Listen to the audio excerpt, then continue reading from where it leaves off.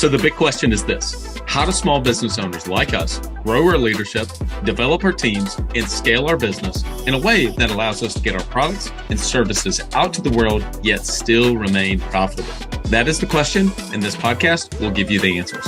I'm Bradley Hamner, and this is the Club Capital Leadership Podcast. Hey, before we get into today's episode, did you know that Club Capital is the largest accounting and advisory firm for insurance agency owners in the country, providing monthly accounting, CFO services, and tax preparation? Check them out at club.capital. Welcome to another episode of the Club Capital Leadership Podcast. My name is Bradley Hamner, your host. On today's episode, we have Mark Minukas. Mark is the co-author of the book Unfear, Transform Your Business to Create Breakthrough Performance and Well-Being. He is the managing partner at Co-Creation Partners and has been helping organizations transform their business performance for over 15 years. His work has taken him literally around the world and has allowed him to explore all kinds of different industries. He helps people know how to show up, communicate, problem solve, and even help them to understand how large the gap is between strategy and execution. Without further ado, here's my conversation with Mark Minukas. Have you ever tried online marketing before and weren't sure if it was working? Maybe your rep talked about all the impressive features and stats and said things were going great, but you didn't know how all that tied into raw new policies written. Well, that's not the case with DirectClicks. DirectClicks is the premier Google Ads and SEO option exclusively for State Farm agents. Why? They're 100% results-oriented with an exclusivity guarantee. Every review call you have with your account manager focuses on what really matters to your business, and that's leads and call-ins received. Everything will get broken down to cost per lead received.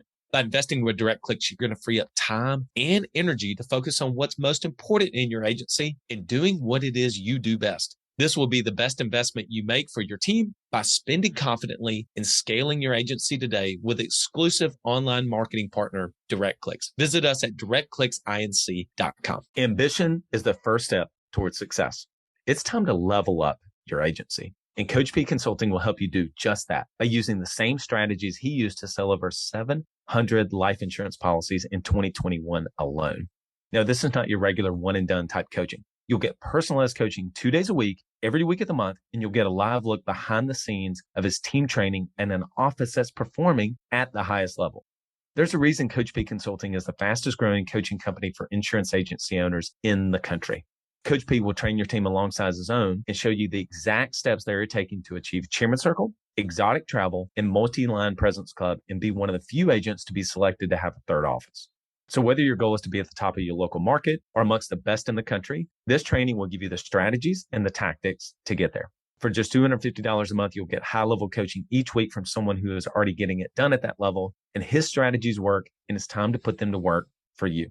Sign up at coachpconsulting.com and get your first full month for free when you mention the Club Capital Leadership Podcast. Mark, welcome to the Club Capital Leadership Podcast. Thanks, Bradley. It's great to be here. Excited to have you. So we always start with background and origin story. So why don't you give an opportunity for you and your co-creator, co-author of your book, just kind of tell your story of how you guys got to where you are today.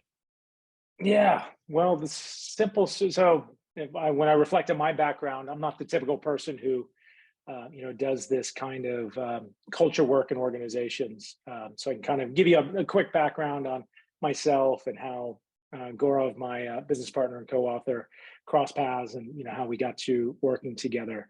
But my story kind of goes back to some blue collar roots in Connecticut. I grew up in a small town, blue collar town in Connecticut. Not one of those high end towns right outside of New York City. It was very much an industrial town outside of Hartford, Connecticut, and yeah, my dad was an engineer. My mom was a nurse.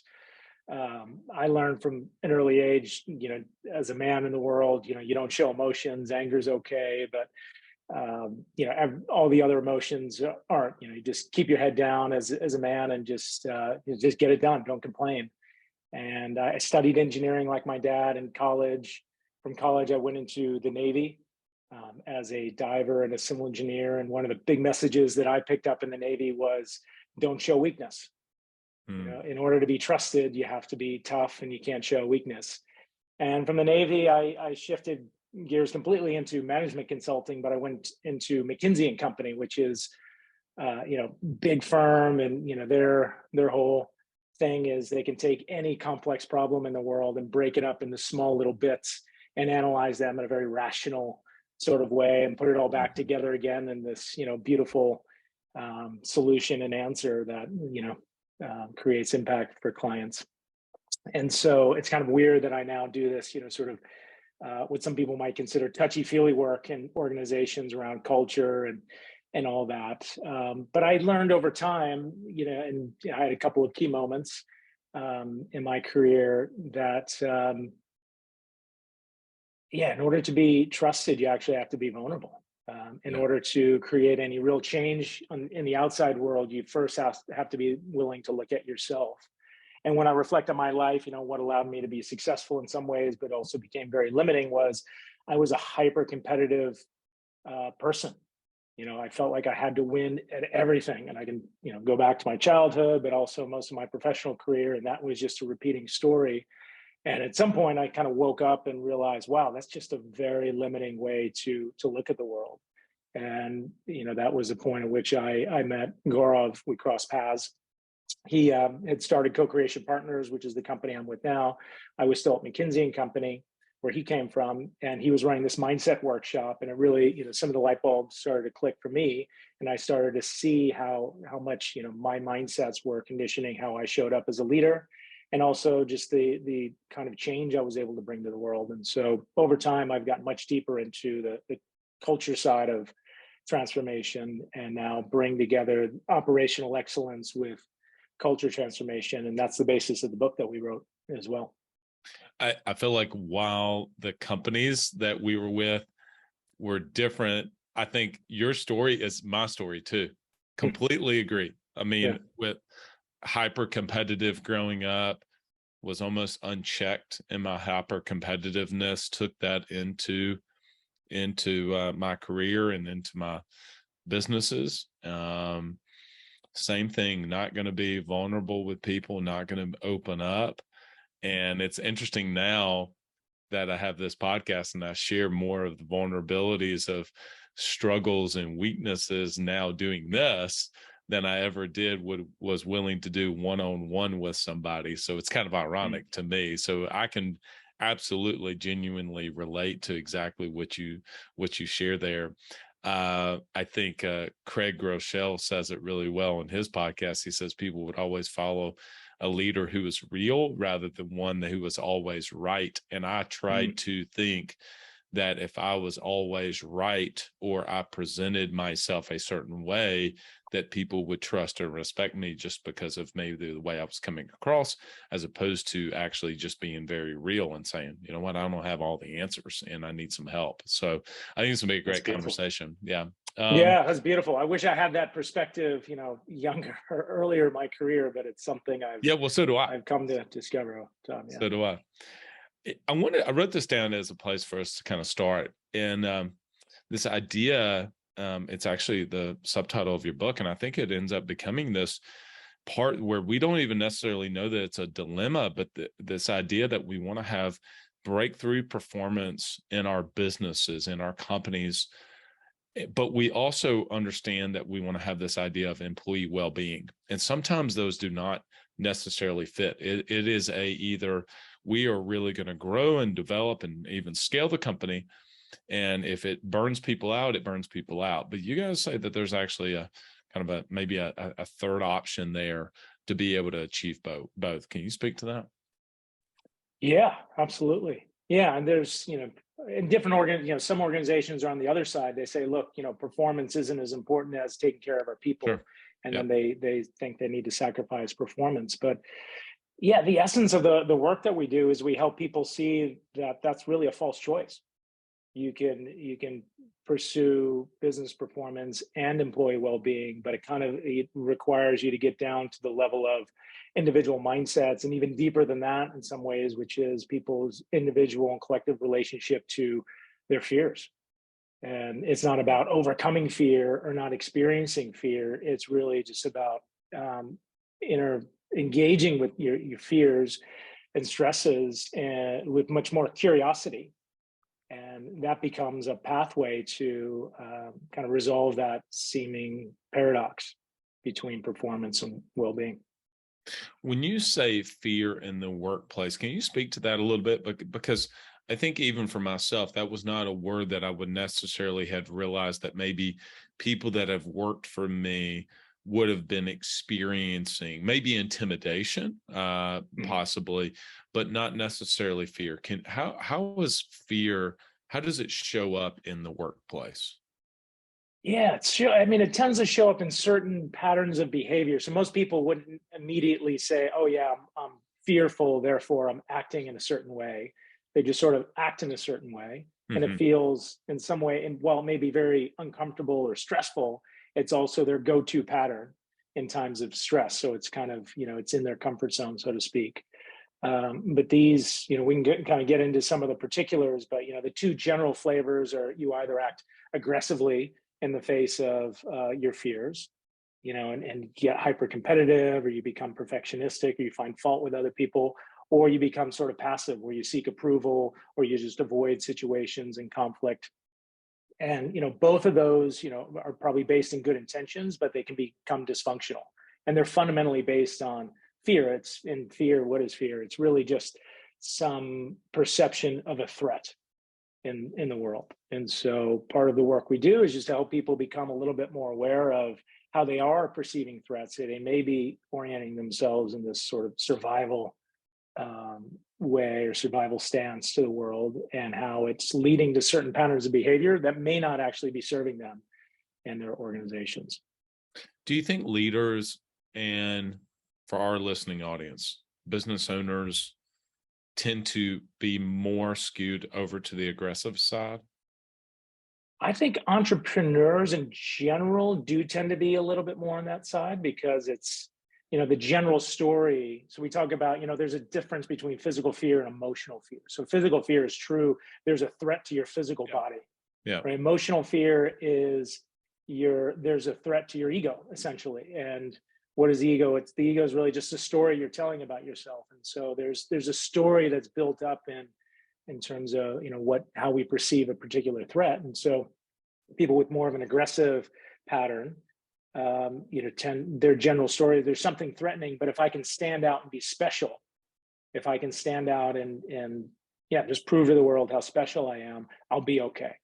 It's like the general, very general form of that story. And I think that's kind of entrepreneurs are saying, hey, like if I can just stand out and just be special to the world, I'm going to be all right. I'll be successful. If I win, if my business is successful, then I'm okay as a human being. And so that's just I think a general, yeah, perhaps story that people in that world tell themselves. I don't know if this is necessarily right to attempt to go down this therapy route or so, but I mean, do you think a lot of it happens in childhood whenever you experience certain different traumas or even experiences in your childhood about how you were raised, or your mother, your father, your grandparents, who, whatever, and how that ultimately kind of manifests itself later in your life? Yeah, I think the word therapy sort of has a stigma. It's like, hey, you're broken, you need to seek medical care. And there are situations and contexts where somebody certainly may need that level of care. But if we just look at psychology, just basic psychology, and how the brain works, negative experiences stick to us. They stick in our memories like Velcro, so to speak.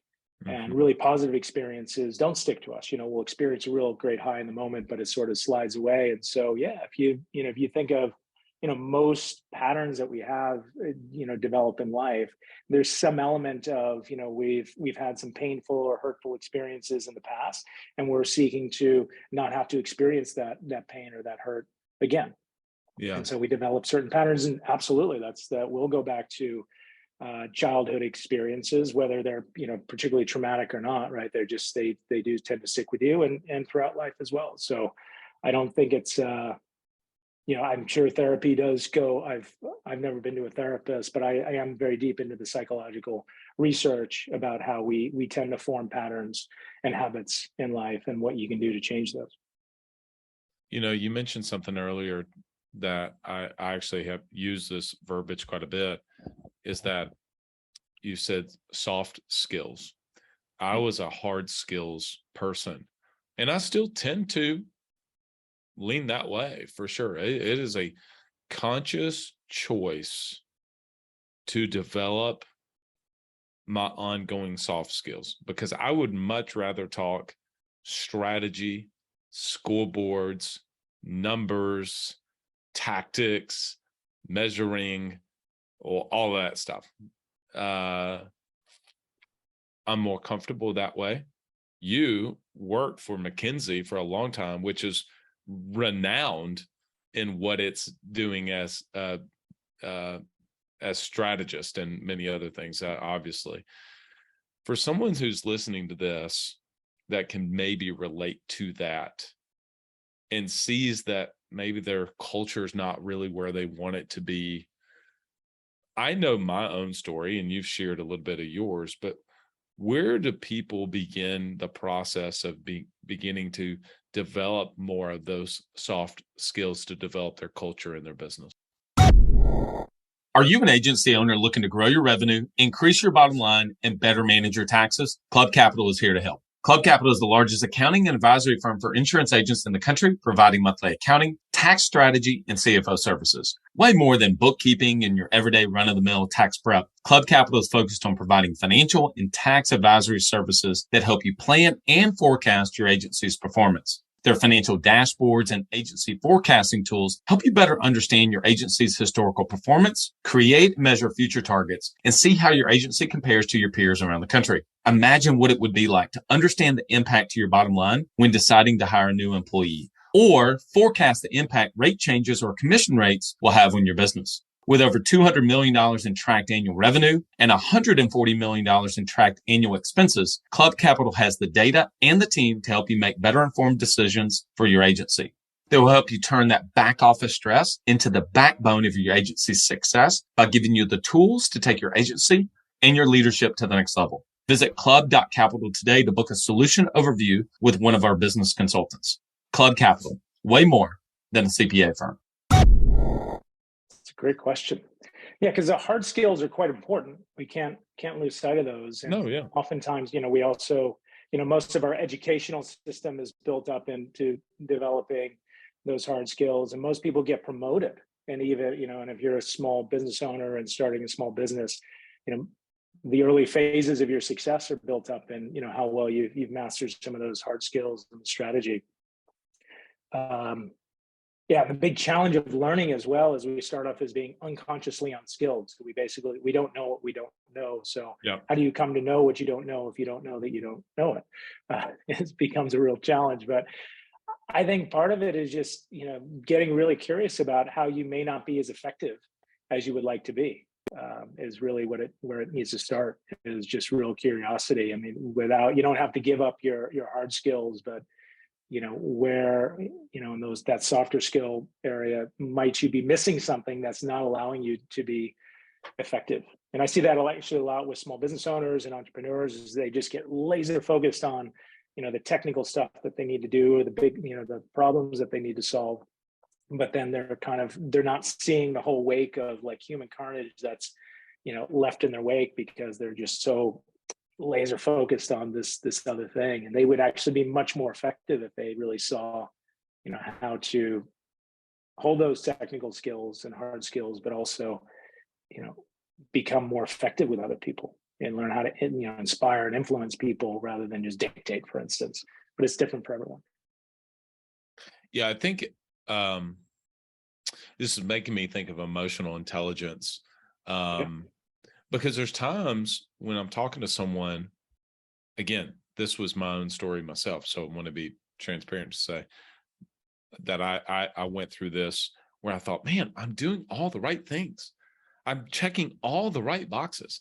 I do not know. That is my process for doing this. It's my process. I'm doing all these things. I do not understand. There is more. We are not maximizing the opportunity. There's more in me. There's more in this business than what we're getting out of it. And I can't figure out what it is. Now, what that ended up manifesting itself to, and this is actually a good segue into my next question, is constant change. And it was a searching for the right answers And so before we get into talking about change management, how do you navigate through all of that within culture? Because that's one of the things I want to talk to you about, is this realization, to your point of, there's got to be more to this than there's more in me as a leader than what I'm getting out of this opportunity. Does that make sense? Like, that was a place I got to, was like, it was almost a place of frustration. We're like, I don't know what I'm doing wrong. Yeah. Yeah. And you may not know the answer, but I think you can tune into that frustration and say, hey, there's a signal here that's, it's a sign that I may not be as effective as I need to be, or the system I'm leading is not as effective as it could be. So what are we missing here? I think that's step one. Yeah. So change is, whether it's technology changes that are happening in our organizations, change is now happening at a more rapid pace. How do you create the right culture to allow the right changes to be able to take place? Because some people can get really comfortable in certain routines, and whenever something comes to disrupt that, it can create an issue in the culture. Yeah. Yeah. I mean, change is a constant, right? And I think there is a sense that change is accelerating. I would think about it at three different levels. I mean, one is just how, we as individuals relate to the uncertainty and the change that's there. Second is how we, in relationship or in teams, build trust and have effective conversations when we're in situations where there's a lot of change and uncertainty. And then how do you build systems, feedback loops and routines that allow us to, see the change, see changing conditions and adapt to them, in an effective, in a fast way. So on the individual level, just to give you a feel, there's a couple of key mindsets. We talk about the shift of, from being a victim to being in mastery. So where a victim says, look, things are happening to me. I have no choice. I have to react in a certain way. Someone in mastery says, look, I may not control the circumstances. I may not control what's changing in my environment, but I always have a choice in terms of how I respond. Very different orientation to, the change that is inevitable. And it leads to very different results. The other shift in mindset is, from a knower to a learner. So a knower says, look, I already know the answer, or there's nothing to learn here. A learner is someone that says, shows up with curiosity and says, look, there's something I have to learn here. And what is it? And again, that's a very different orientation, very different way to show up when conditions are changing than the other way. And so those are two fundamental mindsets that if you can get those in place for individuals or critical mass of individuals in an organization, especially the top leaders, we can deal with change in a very different way. At the team level, it's about building trust. So what does it mean to have trust in relationships? And are we open about things? Are we, do we have emotional intelligence together? Are we willing to share what's uncomfortable and speak to those things so we can deal with them, or do we hide them and sort of pretend they don't exist? And then at the organizational level, it's all about, do we have the right measurements in place? Are we, do we have the right learning routines like retrospectives and agile practices or lean practices, things that just create learning in our environment that allow us to adapt quickly to changing circumstances, or things very ossified and sort of bureaucratic, and don't allow for learning. And so there's all kinds of things we can talk about at that level, but that's, I think about how you create a culture that adapts to change and uncertainty. You have to deal with it at all three of those levels. Just by the nature of this podcast and the topics of leadership and entrepreneurship and growing our businesses, the topic of culture comes up often. It really does. I should have asked this before. How do you define culture? It's a beautiful question. Yeah, I think about this a lot. So one answer I like, there's multiple different answers. Maybe I'll offer two, but and they kind of leave different insights. But one aspect of culture is what we repeatedly do. So what are the habits that we have in the organization? Because when we repeatedly do things individually and then collectively, that kind of becomes our culture. Another aspect of culture is, what does it take to fit in within an organization? What are the behaviors or ways of showing up that allow you to fit in and be accepted into the group. Hmm. Hmm. There's such at the time of this recording, there's regardless of how you feel about certain things politically at all, because I don't really get into politics, there's a major culture shift that's happening at Twitter right now from a corporate perspective. Often that does not happen in our organizations. You don't see something like that where there is a clear line of, well, the thing was going this way. Now it is literally going this way. And it becomes much more like trying to turn the Titanic is the only way I know how to put it. It's just this slow incremental change. Again, I'm just trying to contrast that to the Twitter Elon Musk buying it and saying, okay, this thing's not going this way anymore. We're taking a totally different path. What are the things when someone says, I want to institute a cultural change in my organization because the performance is not where it needs to be, but also I can tell there's just not only forget performance, but there's also just the team well-being is not what it needs to be. And I need to go about instituting that change. You again aren't going to say, hey, Elon, come buy this thing. And so like we can change the culture. I mean, what are the things that someone needs to do to start actually architecting that change? Yeah. And even on the Twitter, I would, question whether or not Elon Musk is really taking care of the well-being of people in that, that system as well. That's such a fair point. Yeah. That's a great point, right? I mean, you definitely that there's definitely big debate about that for sure. Absolutely, for sure, I agree with you. The best use of money is to buy back your time. And one of the best ways to do that is with a virtual assistant. Rock Solid Virtual Assistants brings together top business leaders with exceptional virtual assistants to build successful relationship-driven teams. The services they provide range from graphic design and marketing to executive admin assistants and everything in between. There are many virtual assistant companies on the market to choose from, but at Rock Solid, their processes and passion for what they do place them at the very top of that list. Not only is their hiring process exceptional, which nets them the very best assistants, but they also provide superior support to their teams for the duration of your time with them. The matching process at Rock Solid is unlike any other, and they have the track record to prove it. Their hands-on approach has proven to increase the success rate of their teams exponentially. So if you're looking to build a rock solid team for your business, reach out to Tracy and the team for a no pressure discovery call at rocksolidassistance.com. They value your success as if it were their own, because it is. Yeah, I mean, there's definitely a couple of different entry points, just to keep it sort of concrete and practical for your listeners. I'll offer up a few thoughts. I mean, obviously there's, if you really want to change a culture long-term, there's a program you can put together and a lot of things you can do over a period of time. But there's a few things that make a real big difference. One is, how are you showing up as a leader? Are you truly role modeling what it is you're expecting of other people? And are you aware of your blind spots and how you may be unwittingly, even with the best of intentions, reinforcing a culture that you don't want to create? So it's, I guess step one is just defining what is the culture you're trying to create. Step two is saying, how am I role modeling this culture?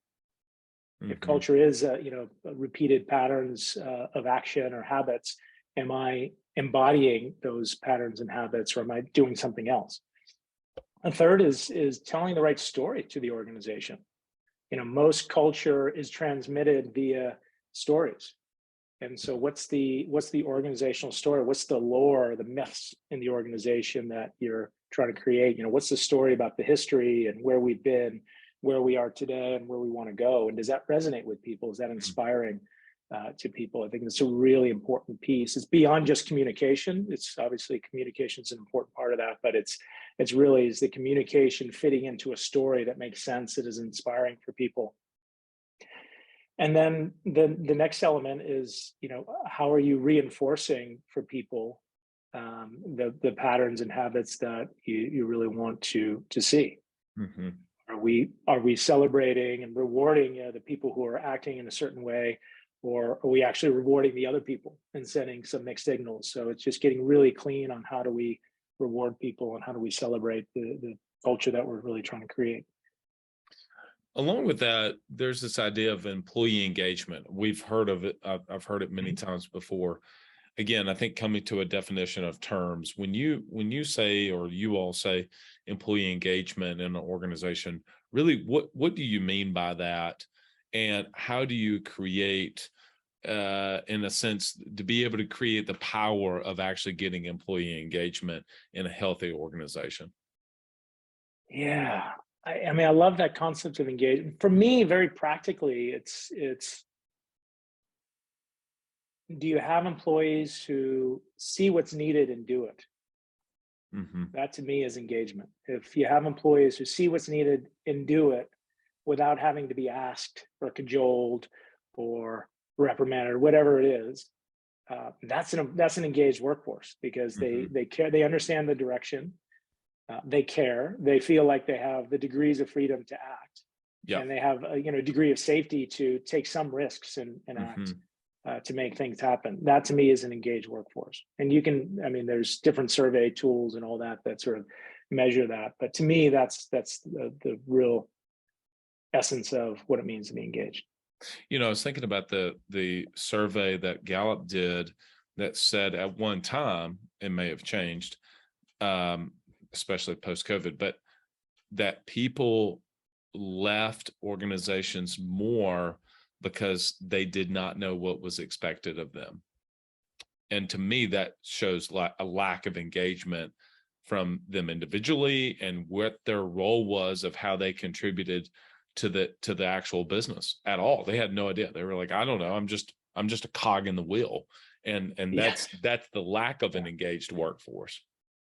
Yeah. And that cuts both ways too. I mean, I think, without assigning blame, let's put blame aside, but I think there's a role for, the worker who's saying, look, I feel like a cog in the wheel, because that's fundamentally a victim mindset. And saying, look, I have no control. I'm powerless to act, which is an orientation to life. So how do you get that employee to say, well, great, you can do that, but there's consequences. And are you happy with the consequences of showing up that way? Or do you want to show up in a different way?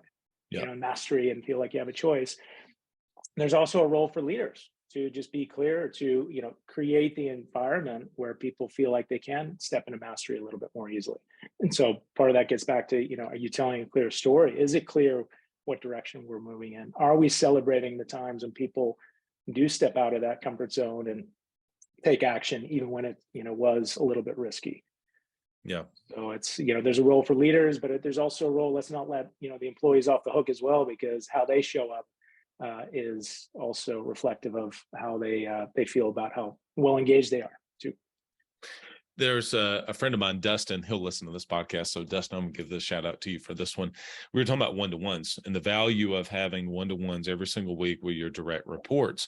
And I kind of had used a 5-step process, and Dustin, this is totally on his. He integrated a question where he started asking, I don't know if he asked it at the very end, so I'm not sure, but he asked it during the one-to-ones. He'll say, Mark, on a scale of 1 to 10, how are you personally? And they'll say, well, now they obviously are accustomed to it and they come in with it, but they'll say I'm a 7. Well, what would need to happen to get you to a 10? And what he says that happens there, and I started integrating that into my one-to-ones as well. And what that does is it begins to kind of shift off of, okay, after action review, these were the 3 big things you said you're going to get done last week. Did you do that? Here's your numbers. All that's important. We're not saying any of that you should not do that, but that really started to get into people sharing around what's happening in their personal life and opening up that space.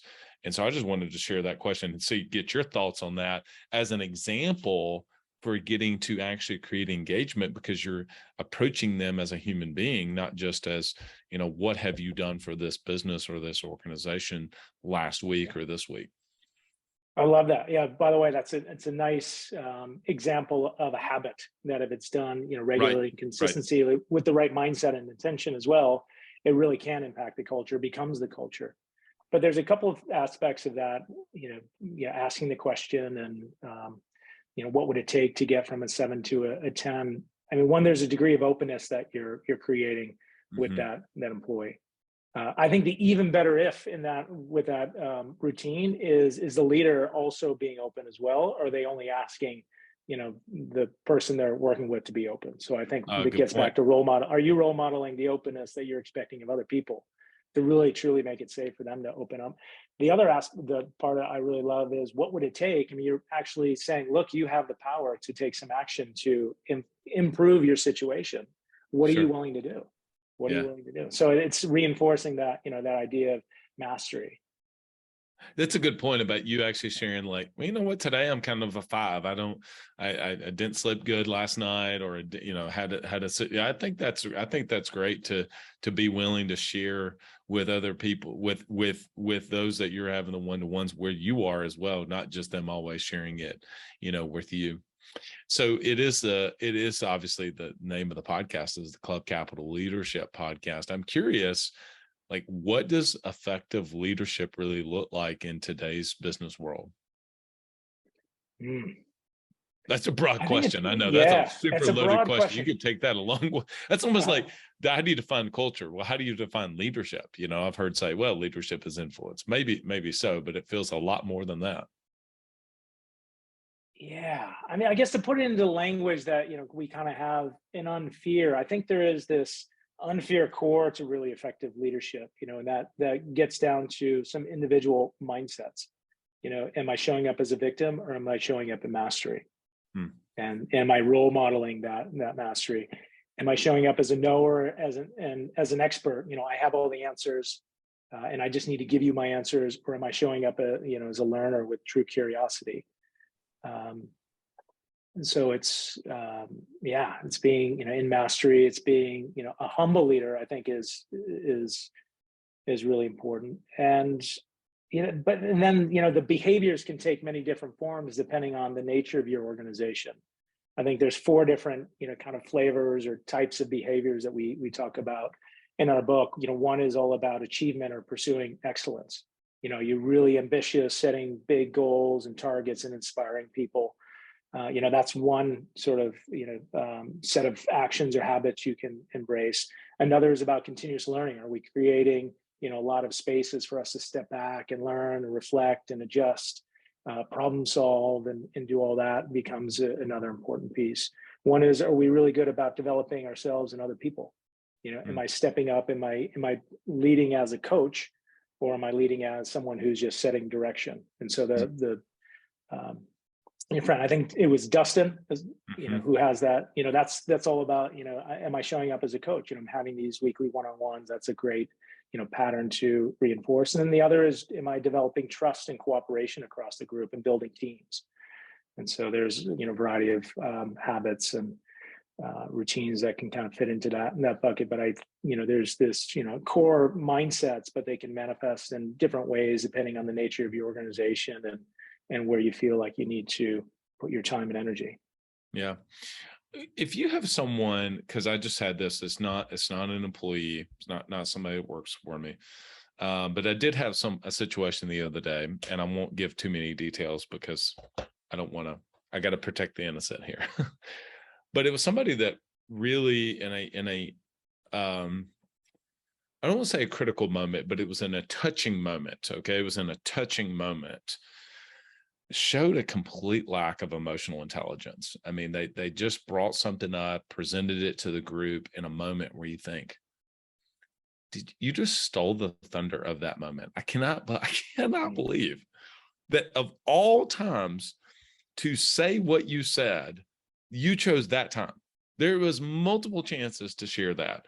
And it's obvious to everybody else. But to this person, it was like, this is a perfect time. I got everybody's attention. You're thinking, what? Here's the reason I'm asking this question.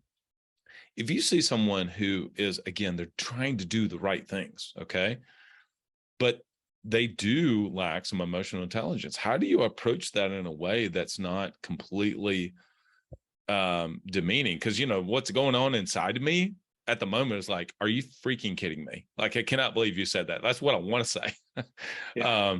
We'll keep it PG. But I didn't do that. But how do you approach someone, say that you're a leader of, that really does, like, you want to help them improve their emotional intelligence in certain situations? Yes, beautiful question. We didn't get too much into the, skills of, how you have conversations in the workplace and build trust. But one really important skill that's kind of built up in a situation like that, or would be useful in a situation like that, is separating observation from interpretation. So if you're really Mm, showing up with curiosity, if you're really showing up as a learner, how do you give someone feedback? Well, first you have to own your own interpretation of, what they said and what you thought they were saying, what your interpretation of that was. mm, And then really engage the other person in a dialogue about, well, was that accurate? So if I was, having maybe a feedback session with that person, I'd say, hey, in that meeting, I just want to share with you, what was going on. You said X, Y, and Z. The way I interpreted that was you were really being dismissive of where the rest of the team was coming from, and you weren't really tuned into what everyone else was saying. It mm, almost seemed to me like you didn't care what the rest of the group was saying. But I don't know if that's accurate. Like, you tell me. That was just my sense of it. But what was your sense of that interaction? And so, just by giving feedback, by separating observation and interpretation, you can own your initial, like, WTF reaction, but also create real space for the other person to be like, no, that's not at all where I was coming from. I was just really nervous, and I really did care, but it just came out funny, or whatever it is, right? I've been doing this for a number of years now, and it's just absolutely amazing to me how often I get it wrong, how often my interpretation of where mm. somebody was coming from or what they meant was completely off base. So I've learned now to, like, really truly have curiosity, but sometimes it's hard because we think in our mind, we create a story like that, and we're like, this person is whatever, right? We tend to label and create that story, and so it's just, having more curiosity about how we label and tell stories about each other, and just to create, connect it to the maybe craziness in the world and Twitter and politics. This is just a pattern that happens repeatedly in any strained relationship, where we think we know where the other person or the other side is coming from, and we don't really engage with curiosity. So, how do you engage with curiosity? That's the invitation. No, that's really good. That's good. That was worth the price of admission right there. I will absolutely remember that one for a long time. Observation versus interpretation, because you can say, listen, this is what I observed. This is what you said. Like, there's no, Right. that's just what it was. But then this is how I actually interpreted that. That's good. Yeah. I'm going to And the remember that. key there is to own how you interpreted without making it about, who the other person is. Sure, sure, that makes sense. I did interpret it this way. You were, that this is how I interpret it, but I'm inviting you to be able to share with me that how that could be wrong. And you're right. Oftentimes, whenever at times I did not have that language. I will certainly use that language now. That oftentimes I would have used assumption. This is the assumption I came to, Yeah. That's or the beautiful. Yeah. conclusion I came to, based on that. But oftentimes you're right. That's actually wrong. That's not exact and not at all what they intended by that. So I think that's good. Yeah. So I'm curious, what was the best thing and the worst thing about working at McKinsey?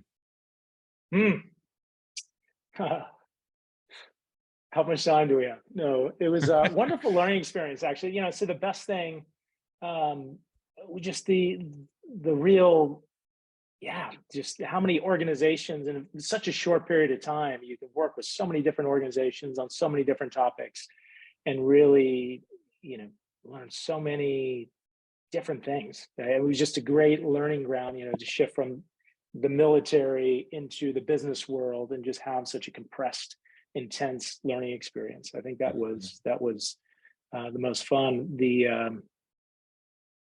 What wasn't so great for me is, what's the best way to put it? Is I felt very alone and isolated at times, Hmm. and I think that's part of, I reflect on, what was going on for me. I'm this hyper competitive person, and so I became so identified with, what my review was and whether or not people, were rating me positively. And as soon as I hit a bump in the road, I took it so personally, and, as like my identity, my core identity was at stake. And so the way I dealt with that is I kind of isolated myself. I didn't ask for help. I didn't cultivate mentors. And so at some point along the way, I felt very isolated at times and didn't feel as supported and uplifted as I would have liked to have been in an intense environment like that. But a lot of that was how I showed up too. And I own that. Oftentimes the hardest thing that we can do is ask for help, right? Yeah, for me especially. Yeah, at that point in my life, that was a really difficult thing for me to do. Yeah. Mark, it's been great. If people want to connect with you, they want to find out more about the book, why don't you tell them about the book and where they can find a copy of the book? And then if they want to reach out to you and your team, how can they do that? Yeah, absolutely. You can learn more about my company at co-creationpartners.com. You can learn more about the book. The title of the book is Unfear. You can find that on Amazon or Barnes & Noble or other booksellers. Also, unfearbook.com is a place you can go. And if you want, you could always send me an email, mark at co-creationpartners.com with no dashes. Awesome. Mark, it's been a great conversation. Glad to have you on. Thanks, brother. Appreciate it. This podcast is brought to you by Autopilot Recruiting. Join over 1,200 State Farm agents in putting your recruiting on autopilot. Any successful insurance agent will tell you how important team is. Finding those rock star team members doesn't happen when left to chance. It happens through consistent recruiting. You never know when you're going to lose a team member, and the key to an incredible team is constantly searching for the best talent. Autopilot Recruiting is a continuous recruiting service where you'll be assigned a recruiter that has been trained to recruit on your behalf every business day. This recruiter will take over and revamp your career plug, send out assessments, do pre-screen phone interviews, and schedule your in-office interviews. All you need to do is to show up and give a thumbs up or a thumbs down. This ongoing service is extremely affordable and a no-brainer for taking your insurance agency to the next level. Listeners of the Club Capital Leadership Podcast, go to autopilotrecruiting.com and use the code CLUBCAPITAL to get started. Again, autopilotrecruiting.com and use the code CLUBCAPITAL to get started. All right, I do it every week. I try to give a couple observations, takeaways for myself that hopefully serve all of you. If you're on Twitter, which, hey, if you're on Twitter, follow me on Twitter. I really like Twitter. I think it's my favorite platform. I know I mentioned about Elon, but I really do like Twitter. At Bradley Hamner, if you're on there. So connect with me and let me know that you follow the podcast. So 3 quick things. The reason I bring up Twitter is that it says too long, didn't read often on some of the tweets. And so anyway, one thing is whenever you mention observation and interpretation, here's what I observed, and then here's my interpretation. I will truly remember that. Number 2, the mindset, he actually said this multiple times, mindset of a knower to a mindset of a learner. And he actually talked about genuine curiosity several times. He actually said curiosity multiple times throughout that podcast.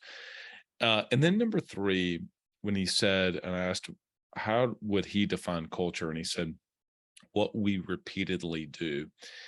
And I kind of gave the idea, and I was contrasting it with Musk buying Twitter, but really, I think that is actually so true. You've heard that around what we repeatedly do is the actions, but I do think it's actually, I've never heard it in the context of culture, but that is so true. I can look back at times when it was like, well, these are the reactions that I was doing, or these are the actions that this person was doing, or the actions that all of these people were doing over a long period of time. And how do you actually show up? And of course, just as an example of utilizing that in that question in your one-to-ones, as I'd shared with my friend Dustin had shared with me, and I'm sharing with all of you to be able to put in your one-to-ones. There's a habit that's forming about wanting to get to understand and know your team on a deeper level. So hopefully that served you. I think oftentimes for me, especially for a long time at the beginning, I would dismiss soft skill things. Like, that soft skill stuff. Yeah. And I just want to get down to all the harder skill things. But it really is the soft skills and the culture that actually develop. You've heard me say that on other episodes before. So make sure you go to Co-Creation Partners and connect with Mark. His partner, Guav, wasn't able to join us today. He was under the weather. But definitely check out their book. Go to unfearbook.com. unfearbook.com. Thanks as always to our podcast sponsors, Autopilot Recruiting, Coach P, Rock Solid Assistance, Club Capital, and Direct Clicks. Our newest podcast partner, Autopilot Recruiting, they are doing an unbelievable amount of work to help small business insurance agents to be able to grow their agencies with A players. You know the importance of recruiting A players, and you also know the value of having quality people on your team. And you've probably heard, whether it's a guest that I've had on here before or from other people, the importance of doing it on a regular basis, but you've not been able to put that type of consistency into practice in your own organization. Go to autopilotrecruiting.com and use the code CLUBCAPITAL to get started. Go to autopilotrecruiting.com and use the code CLUBCAPITAL to get started. You found the right A players on your team. You also know that you need to develop them and get them up to speed as quick as possible. If you were a part of the Coach P consulting family, then you would know that they were going to get trained by some of the best in the business, getting it done at the highest level. And that is with Coach P. Go to coachpconsulting.com. Let Coach P know that you heard about him on the Club Capital Leadership Podcast, and we'll give you your entire first month off. coachpconsulting.com. Shared this idea with some of you before, maybe on the podcast, I know with some of you individually, but having a secret weapon like an executive assistant has been the biggest game changer for me personally. I did not realize having someone who's really, I kind of look at them as growth assistants. They're helping me to grow personally, helping me to stay in kind of my lane, and then also helping to grow the business. And when you're wanting to find a great executive assistant, obviously Autopilot Recruiting, what they do to be able to help you find your sales team, your service team, et cetera, on your staff is critical. Also, being able to have an executive assistant where Rock Solid kind of comes in, and they're specifically going to help you to find a great EA. Go to rocksolidassistance.com, speak to somebody, have a discovery call with Tracy or somebody on her team, and they can help you to kind of understand exactly where an executive assistant would fit and how they're going to be able to help you to stay in your sweet spot. So maybe you can actually spend more time with your team. You can spend more time interviewing some of the people that the Autopilot, your recruiter with Autopilot Recruiting has put in front of you, and obviously meeting with big clients, et cetera. So go to rocksolidassistance.com. We're getting down to the end of 2021, and many of you are already starting to do so fall planning and prepare for what's going to come in I just said 2021. Can you believe that? 2022. I can't believe I said 2021. We're getting to the end of 2022. You're starting to do fall planning for 2023. And you know that having more of a presence online, getting your team quality leads to whether it's finish out this year or especially getting off to a really great start, having some momentum going into next year is important. So go to directclicksinc.com. They can work with you on your SEO and your pay-per-click campaigns. directclicksinc.com. Finally, big thanks to my partner, Club Capital. Go to club.capital. If you want to get on top of your numbers, Club Capital is way more than just a CPA firm. And if you have not done a demo to see, I just spoke with Coach P's group just last week, actually, and shared with some of the things around not only my own experience around financials, but also many others about how it's been able to help transform their business, be able to make proper, better decisions because you're understanding the numbers behind the decisions that you make. Go to club.capital. All right, everyone. Till next episode, lead well. So the big question is this: how do small business owners like us grow our leadership, develop our teams, and scale our business in a way that allows us to get our products and services out to the world, yet still remain profitable? That is the question, and this podcast will give you the answers. I'm Bradley Hamner, and this is the Club Capital Leadership Podcast. Hey, before we get into today's episode, did you know that Club Capital is the largest accounting and advisory firm for insurance agency owners in the country, providing monthly accounting, CFO services, and tax preparation? Check them out at club.capital.